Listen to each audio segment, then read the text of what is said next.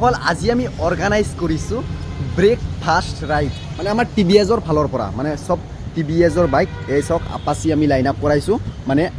Apache দি আমি আজি breakfast ride কৰিম তো ইয়াত লিখা আছে আহক আমি সকলোৱে মিলি গছপুলি ৰোপণ কৰোঁ মানে হেলমেট পৰিধান কৰি দুচকীয়া বাহন চলাওক মানে ৰাইজক সজাগতাৰ কাৰণে আমি এই ৰাইডটো অৰ্গানাইজ কৰিছোঁ আজি আমি যাম হাউলিৰ পৰা মানে মানাস বন্ধুসকল welcome back to my YouTube channel যেহেতু ব্ৰেকফাষ্ট ৰাইড ইয়াৰ নাম ৰাখিছোঁ আমি তো এতিয়া ৰাইডাৰসকলে ব্ৰেকফাষ্ট কৰি আছে আহক আপোনালোকক আমি এতিয়া অলপ দেখুৱাম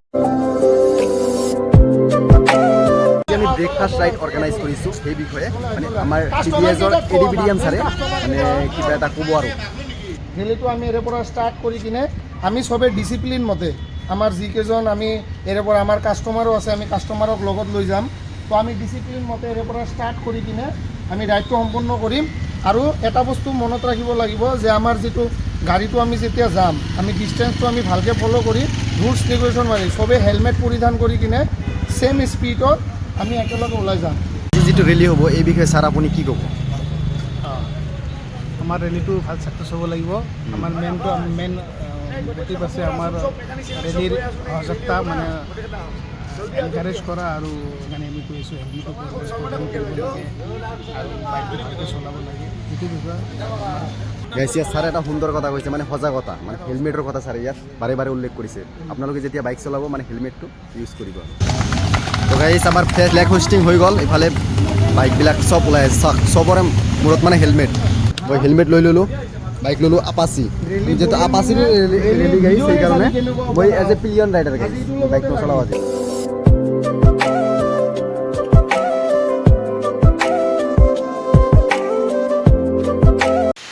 আমি আহি পালোঁ চিল্লাগুৰিত বাইক কেইখন আহি আছে আমাৰ পিছে পিছে ৰেলী অৰ্গানাইজ কৰিছোঁ এইটো কাৰণত এই চাওক এটা বাইকত দুজন গৈ আছে কিন্তু এজনৰ মাথাত হেলমেট আৰু এজনৰ মাথাত মানে হেলমেট নাই এইকাৰণে আমি এই সজাগতাটো ৰাইজক দিয়াৰ কাৰণে এই ব্ৰেকফাষ্ট ৰেলীটো অৰ্গানাইজ কৰিছোঁ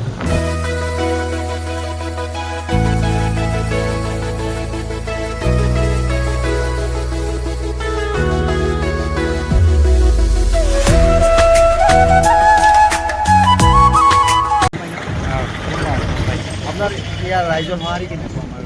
ইয়াতে ভালেই হ'ব মোটামুটি আপোনাৰ ভাল মানুহ হ'ব মই গম পোৱা মতে অহাকালিৰ পৰা নেকি লোন মেলা অহাকালিৰ পৰা মানে ইয়াৰে মানুহ গছ ল'ব নে ইয়াৰ পৰা চাওঁ এটা আশা আছে কি হয় চাই লওঁ আশা আছে আৰু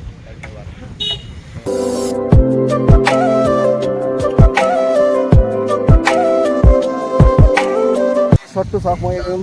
চাহ খেতিৰ মাজৰ পৰা ল'লোঁ গাইছ চাওক চাহ খেতি একদম ইমান ধুনীয়া পৰিৱেশ ইমান মানে আকৰ্ষণীয় পৰিৱেশ গাইছ চাওক মই ক'ত সোমাইছিলোঁ বাপৰে বাপ এতিয়া মই কিহেদি যাম মই সেই ৰাস্তাটোৱে বিচাৰি পোৱা নাই চাওক গাইছ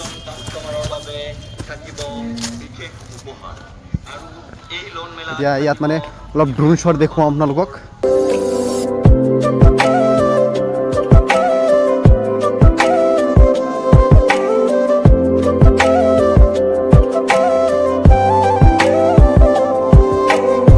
এতিয়া আমি আছোঁ মানাস নেশ্যনেল পাৰ্কৰ একদম গেটৰ সন্মুখত